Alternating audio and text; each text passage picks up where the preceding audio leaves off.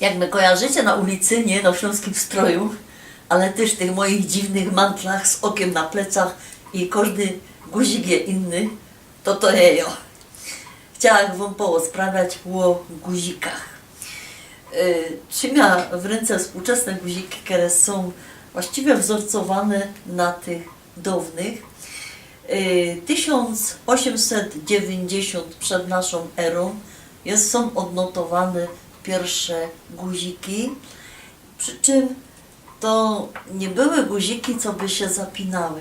Po prostu były to muszelki, które były naszywane na odzież, co by było piękniejsze, ale potem ludzie zahaczali o to takie kościnki odzieży, jakieś szczypki i tak przyszli na to, co by były guziki.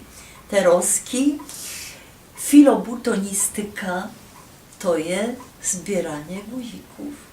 Tak, filatelistyka, nie? Zbieranie znaczków.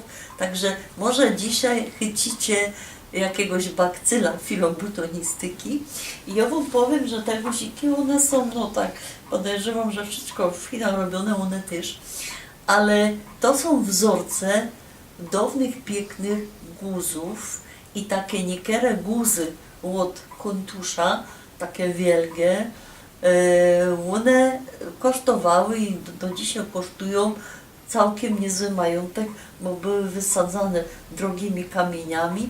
No a jak dzisiaj padomy, że ktoś se guza nabił, to bez to, że te pierwsze guzy takie szlacheckie, one były okrągłe, dość wielkie i właśnie kontusz był na nie pięknie zapięty. Dzisiaj guzik, no to tak, daj mi cosik, guzik ci dom, nie? To znaczy, że prawie nic.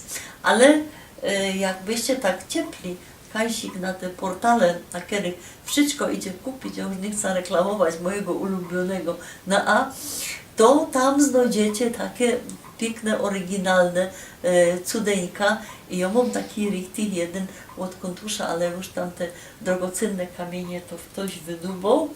No, ale też jest on moc piękny i jest takim breloczkiem.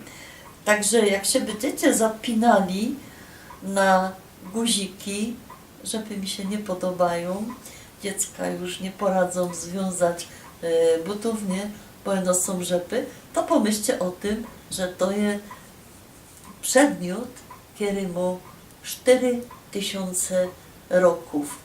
W opisach w XIV-XV wieku guziki nie miały wielkiego poważania. Opisywano, one nie miały nawet swojej nazwy. W niektórych miejscach padali o nich taka mała, nic nieznacząca, nieważna rzecz, ale jak Kolumb pojechał zdobywać ta Ameryka, która wcale nie była Ameryką, no czymś innym, to te plemiona, one guziki od mundurów też traktowały na równi z monetami. Także guzik ma swoja piękna historia. Ja myślę, że może was jakoś zachęca, bo chciałam wam padać, że są czasami takie okazje na tym portalu, o którym że godała, że możecie się kupić piękne szklane guziki ze szkła prasowanego. Ja takie też mam. Ale powiem wam, że te sznajderki, które przyszywały te guziki, one musiały mieć po pierwsze bardzo dobre oczy, a po drugie bardzo cienko igła, bo ja tego nijak nie poradza nikaj przyszyć, także no je mam.